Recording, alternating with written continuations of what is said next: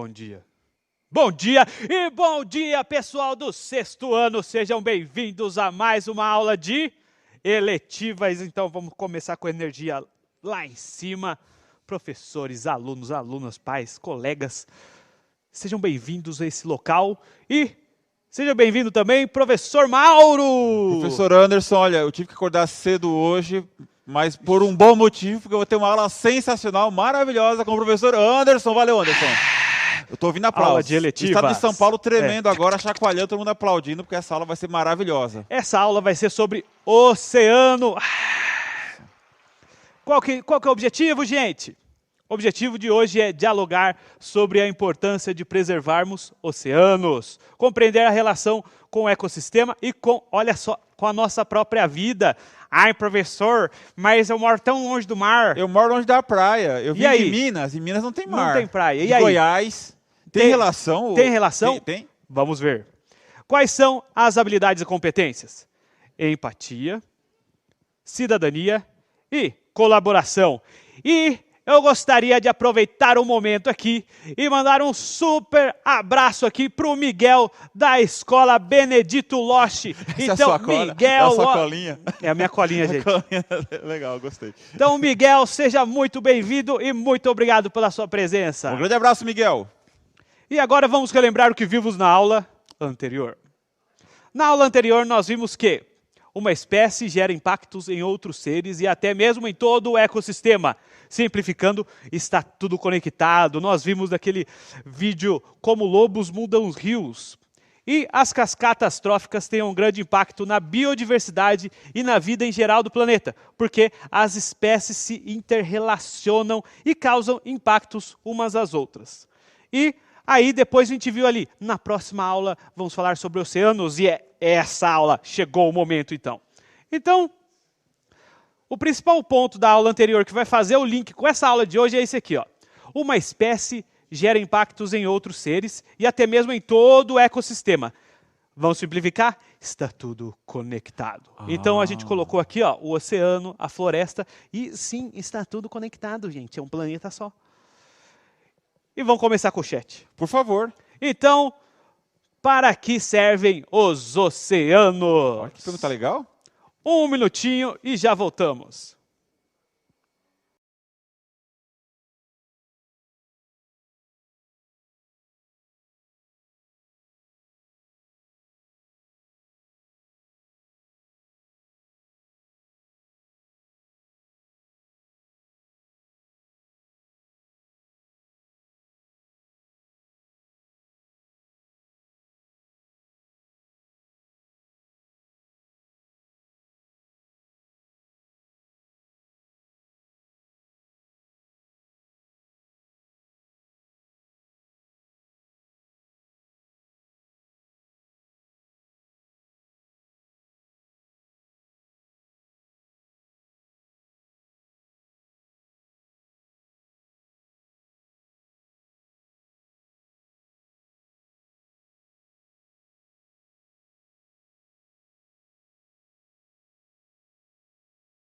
Olá, queridíssimos, bom dia a todos, pessoal acordando, dizendo bom dia para vocês. Olha, estou animadaço aqui. O Pietro diz aqui para nós, para que servem os oceanos? Ele fala, olha, os animais, peraí, não sobe não, Pietro, volta aqui, por favor. Ele diz, os animais marinhos moram ali. Olha, isso, resposta, boa! Ótima. O Cauã responde, os oceanos dão vida e comida aos humanos. Boa, gente. Da hora. O oceano é o abrigo de uma biodiversidade imensurável. A Bruna responde para nós, participando também. Sensacional. Nossa, olha só. Alunos do sexto A, B, C, do professor Sérgio respondem. Manter o ecossistema funcionando, lá da escola Orlando, Leste 4. Olha só, sem os oceanos não haveria vida aos nossos animais. Inclusive nós. Exato, porque também, né, faz parte. Deixa eu ver o que mais. Lar dos animais marinhos. Lá o pessoal da PEI, Daniel, Paulo, Verano, Pontes. Grande abraço a vocês. Boa, sensacional. Aproveitar o momento então aqui para mandar um abraço para Angelina, para Tainá e para Marcela da Escola Laurinda Vieira Pinto de Ibiúna. Então, gente, vamos lá. Ó. Nós já vimos a importância dos oceanos, agora vamos falar sobre dois grandes problemas que os oceanos têm enfrentado em nossa época. Atualmente, os estudos científicos apontam para 2 problemas principais. O primeiro, aquecimento dos oceanos. Atualmente, temos diversos programas de observação oceanográfica, que é observando o oceano, com o objetivo de monitorar algumas características dos oceanos.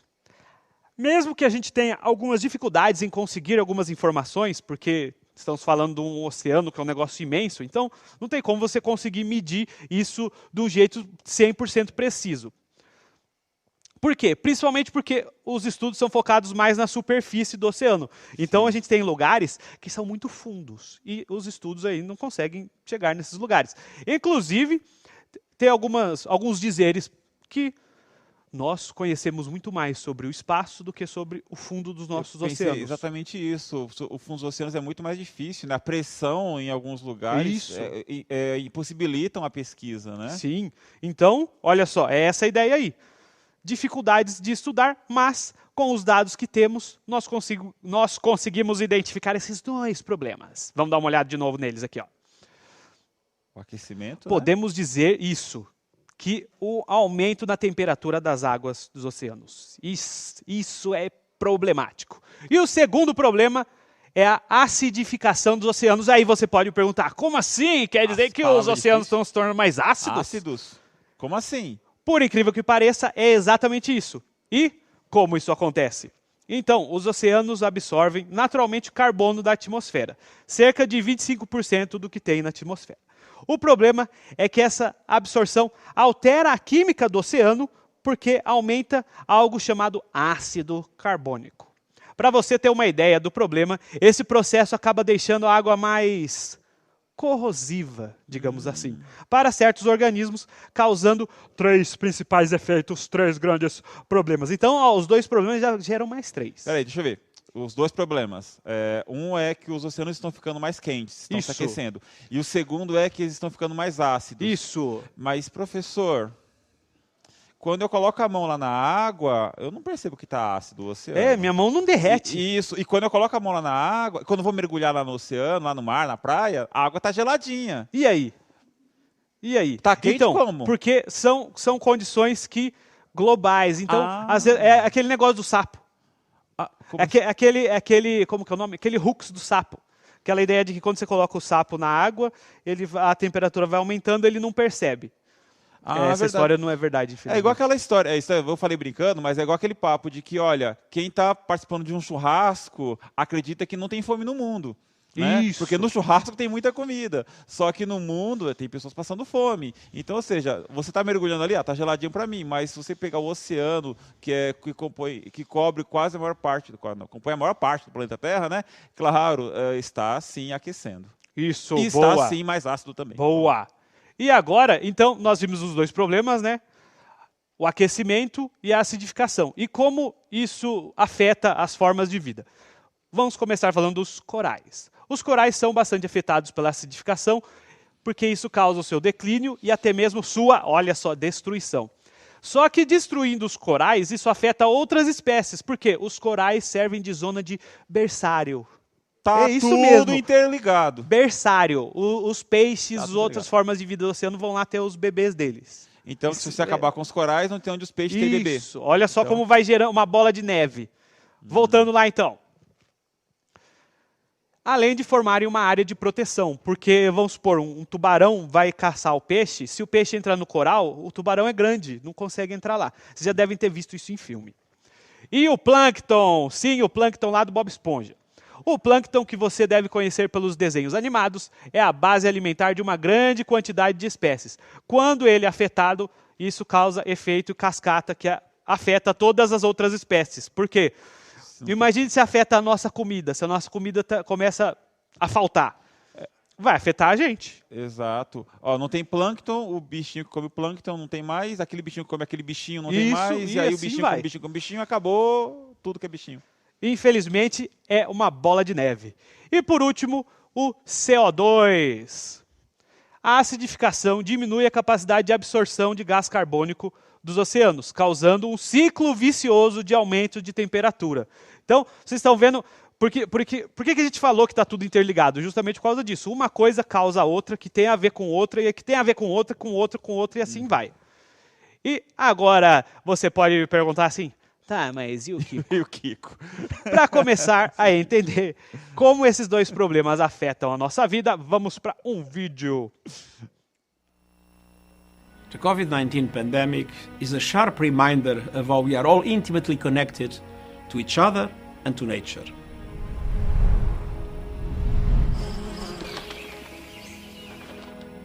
As we work to end the pandemic and build back better, we have a once-in-a-generation opportunity and responsibility to correct our relationship with the natural world, including the world's seas and oceans. We rely on the oceans for food, livelihoods, transport and trade, and as the lungs of our planet and its largest carbon sink, the oceans play a vital role in regulating the global climate. Today, sea levels are rising due to climate change, threatening lives and livelihoods in low-lying nations and coastal cities and communities around the world. The oceans are becoming more acidic, putting marine biodiversity and essential food chains in jeopardy. And plastic pollution is everywhere. On this World Oceans Day, we focus on innovation for a sustainable ocean. Better understanding of the oceans is essential for conserving fish stocks and discovering new products and medicines. The upcoming United Nations Decade of Ocean Science for Sustainable Development will provide impetus and a common framework for action. I urge governments and all stakeholders to commit to the conservation and sustainability of the oceans through innovation and science. Então deu aí para perceber como que os oceanos afetam a nossa vida. E agora mais uma pergunta aqui, um minutinho. Você já ouviu falar na ilha de lixo do Oceano Pacífico?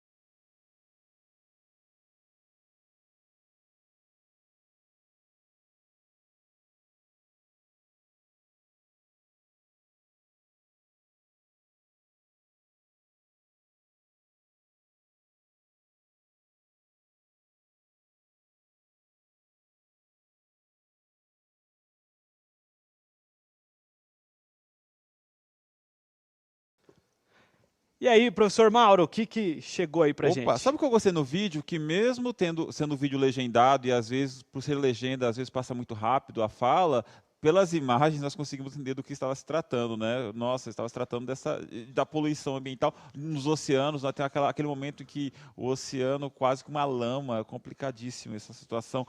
Olha só, o pessoal falando que sim, já ouviu bastante de ouvir falar, e o professor Francisco dizendo, já um absurdo, pois polui os oceanos. A vida começou nos oceanos, o ser humano não tem consciência do quanto destrói a natureza. Boa! Né? Teve várias participações aqui, sim, a maioria do pessoal está bem consciente desta ilha de lixo no Oceano Pacífico. Isso, gente, boa! Mas vamos dar uma olhada na imagem que está aí na nossa pergunta. Essa imagem, eu coloquei ela para ilustrar o que não é a ilha de lixo. Porque eu ia falar isso, porque é uma ilha de lixo, dá para a gente andar por ela? Porque não! Eu lembro da aula de geografia. O que é uma ilha? Uma ilha é um ponto de terra cercado por oceano, por mar, por todos os lados. Isso, só que nessa ilha de lixo não é assim. Ah, tá. Nós temos, depois nós vamos dar uma olhada aqui, mas vamos conversar um pouquinho sobre ela primeiro. É uma ilha então, metafórica. Vamos lá. Uma ilha Isso, metafórica. Só que ela tem passaporte. Ah, então tá. As estimativas apontam que, segura esse número, 8,9 bilhões de toneladas de plástico primário e reciclado já tenham sido produzidos desde meados do século XX. Então a gente já produziu muito plástico. E o problema maior não é esse, é que 6,3 bilhões de toneladas foram descartados. A maioria foi parar em aterros sanitários. E onde entram os oceanos nessa conta terrível? A cada ano, 8 milhões de toneladas desse lixo vai parar nos oceanos, criando grandes ilhas de plástico flutuante. A maior ilha que existe, que não é a única, é a ilha do Oceano Pacífico. Porém, vamos abrir um parênteses aqui, ó, para a gente perceber a diferença entre milhão e bilhão, porque às vezes parece que 1 milhão é perto de 1 bilhão. Não. Não, nem perto. Pois bem, olha só. Pense o seguinte, 1 milhão de segundos equivale a pouco mais de 11 dias e 13 horas. Beleza. Já 1 bilhão de segundos são mais ou menos 31 anos. Uau. Então, essa é a diferença entre milhão e bilhão. Vamos pensar agora em distância. 1 milhão de centímetros, fala certo, Anderson, dá o equivalente a 10 mil quilômetros. 1 bilhão de centímetros dá 10 mil quilômetros. Ou seja, é maior que a distância entre São Paulo e Alemanha. De lixo. Uau. Então, gente, olha só, é importante a gente ter essa dimensão quando houve, não sei o que lá, bilhões. Bilhões é muita, muita, muita coisa. Então, vamos voltar aqui para a nossa ilha de lixo. Agora, temos uma dimensão do que seria 1 bilhão. Essas 6,3 bilhões de toneladas de plástico que vão para o lixo se tornam um grande problema mundial. É claro, o problema não é o plástico em si, mas a forma que a gente utiliza esse plástico e principalmente como a gente desutiliza aí, entre aspas, né? Porque a gente joga fora. Descarta. Eu não sei, porque eu fui lendo bastante coisa, me interessado, né? Eu ouvi falar que muito do plástico que foi produzido, o primeiro plástico produzido, ele ainda está por aí se desfazendo, porque ele está em algum lugar, porque demora muito para se dissolver no ambiente. Então, aquele primeiro plástico, sabe aquela balinha que você descascou no primeiro dia de aula? Então, está por aí em algum lugar. Provavelmente não foi reciclada. Então, esse é o grande problema desse acúmulo. Vamos voltar ali, porque a gente já está começando a chegar no oceano, mas não vai dar para nadar. Quando essas 8 milhões de toneladas de lixo vão parar no mar, elas acabam entrando nos estômagos dos animais. Para termos uma ideia, a cientista marinha Jennifer Lavers encontrou alguns pássaros mortos em uma praia. Ao observar seus estômagos, ela encontrou nada mais, nada menos que 234 pedaços de plástico de diversos tamanhos nos estômagos desses pássaros. Não! Ou seja, estava tudo morto por causa de plástico. O plástico entrava, não conseguia sair, e o animal não conseguia comer, não conseguia fazer digestão, morreu da pior forma possível, por causa de um pedacinho de plástico. Peixe também? Peixe também. Aquele que a gente come, tem plástico dentro dele? É isso. Tem até um vídeo da ONU que eles mostram o caminho do plástico. O cara joga uma garrafa, aí a garrafa vai caminhando pelo mundo, e depois ele compra um peixe e acha o pedaço de plástico da garrafa que ele jogou fora. É, verdade. Triste. E agora chegamos finalmente na ilha de lixo. Olha só. Atualmente, há 5 grandes ilhas de lixo no mundo. A maior delas tem até nome, Grande Porção de Lixo do Pacífico. Só que, ao contrário do que parece, ela não é um grande amontoado de lixo, como garrafas plásticas, tampinhas, ou como se fosse um aterro oceânico, igual aquela imagem que a gente viu. Não, não, não. É um pouco mais complicado que isso. Vamos lá. Na verdade, ela até tem esses itens, mas a grande maioria são microplásticos. Estima-se que ela tem algo em torno de 3 vezes o tamanho do território da França. Uau! Enorme. Então, embora ela seja mais semelhante a uma sopa que a um aterro, ela representa graves problemas, porque são 79 mil toneladas de lixo. Nossa, tudo bem, se é uma sopa de lixo, então não tem nenhum problema. Dá pra... Minha nossa. E agora, vamos falar de um oceano vermelho. Por quê? Bom, a história do nosso país tem um momento que tem um nome bem grandioso. Vamos dar uma olhada. Sim. Chamado Época da Fantasia. E ele corresponde aos anos que vão de 1930 até 1960. O nome é lindo, só que as consequências não são nem um pouco belas.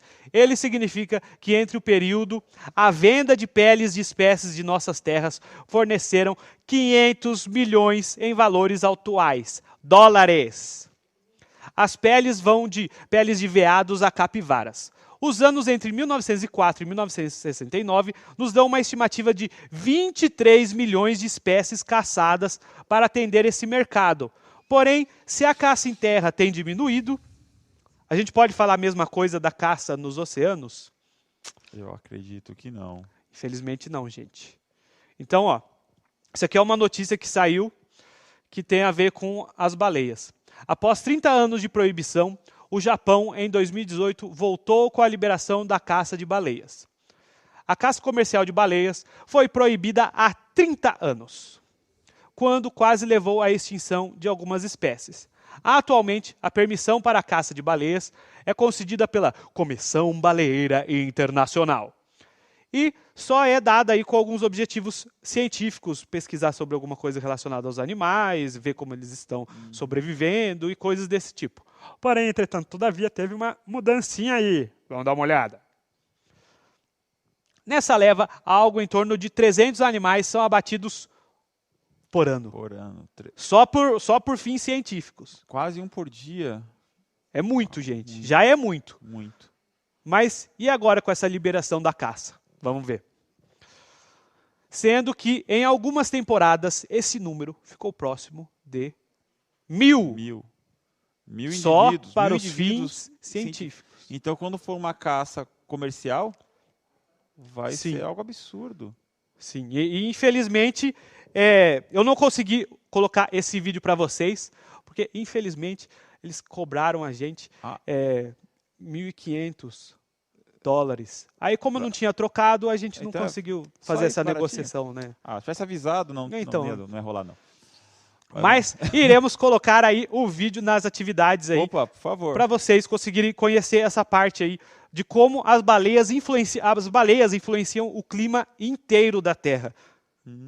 Como? Bacana. Vamos colocar no vídeo. Então, vamos continuar falando aí da caça. A caça se tornou um negócio importante a partir do século XIX. O professor Mauro aí pode até citar o exemplo aí do Moby Dick, né? O Moby Dick, porque as pessoas usavam o óleo de baleia para iluminar as casas. Olha só a importância. Imagina, para você acender aquela luz na sua casa, que tá bonitinha para iluminar, antes as baleias morriam e com o óleo extraído iluminava a lamparina, né, o lampião, esse tipo de coisa. Então é algo pesado pensar que você matava tanta baleia para acender a luz, né? E pensar que a solução para isso foi o quê? Foi o petróleo, né? Ou seja, tá tudo interligado. Tá tudo interligado. Uma solução não ajuda muito a outra, né? Mas tudo bem. Sim, é essa a ideia. Bora lá, então. Então, no século XIX, começou aí o crescimento da caça de baleias e quase extinguiu as baleias. Só que lá em 1960 se intensificou a invenção. Eles conseguiram descobrir técnicas mais eficientes de caçar e matar os bichos, em 1960. E isso fez a proibição acontecer, porque se já no século XIX, com a caça normal, já estava quase extinguindo, a partir de 1960, com o equipamento mais tecnológico e avançado... Sonares, radares, sonares, né? Aí para extinguir a baleia era um pulo. Bora lá, então. Assim, em 2019, após um parecer negativo da Comissão Baleeira Internacional, o Japão decidiu simplesmente deixar a comissão, estimando que até o final do ano tivesse capturado 270 baleias. Porém, a caça se restringiu apenas às águas da região do próprio Japão. No entanto, essas estimativas dizem que isso logo vai acabar. Por quê? Porque devido às pressões internacionais, praticamente não existe mais mercado para a carne de baleia. Então, o Japão tentou aí avançar com a caça de baleias, só que a pressão internacional de outros países fez com que não tivesse tanta demanda. Você caça baleia, para quem que você vai vender? Para quem vender. Isso. Verdade, então, se for só para o mercado interno, eles vão ficar numa desvantagem aí. Não compensa a caça. Não vai compensar. Essa é a técnica do mundo para fazer as coisas pararem de funcionar. Não pode gerar dinheiro. Não compra, né? Não pode gerar dinheiro. Não gera lucro, verdade. Então, quais atitudes poderíamos tomar contra a caça ilegal? Vamos dar aí 30 segundos para vocês irem bem rápido e a gente conseguir finalizar.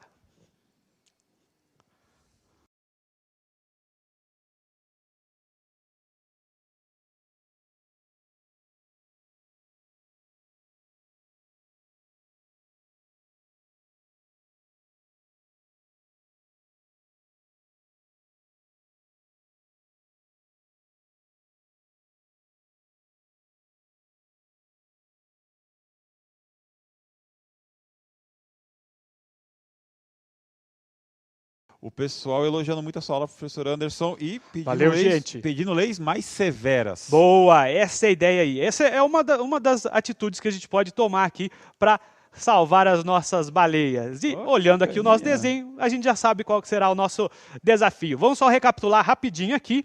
e relembrar o que vimos hoje. Revimos a ideia de que uma espécie gera impactos em outros seres ou em todo o ecossistema, pensando agora nos oceanos. Os oceanos sofrem impactos devido ao lançamento de gás carbônico na atmosfera, gerando dois grandes problemas: aquecimento e acidificação.